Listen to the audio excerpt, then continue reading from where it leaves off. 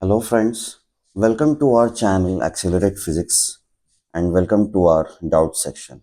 The question is, a bullet of mass 200 gram and moving with a velocity of 300 meter per second strikes a wooden block of 4.8 kg at rest and gets embedded in it.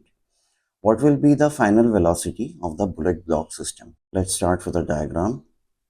So this is our bullet. This is the wooden block. Wooden block is at rest.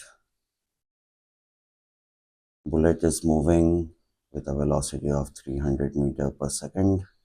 Then the bullet gets embedded in the block.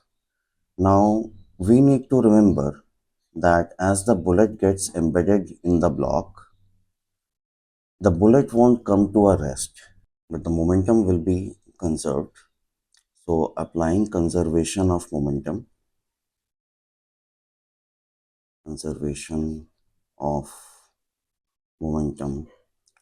Now, why are we applying this fundamental? Because there is no external force involved. So, conservation of momentum will be applied as m1u1 plus m2u2 equal to m1v1 plus m2v2. We know m1 as 0.2 kg SI units, u1 as 300 meter per second, m2 is 4.8 kg, u2 equal to 0.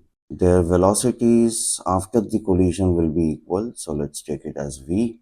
Substituting here in the equation, 0.2 into 300 plus 0 equal to, we can take the masses common in the brackets because their final velocity is the same.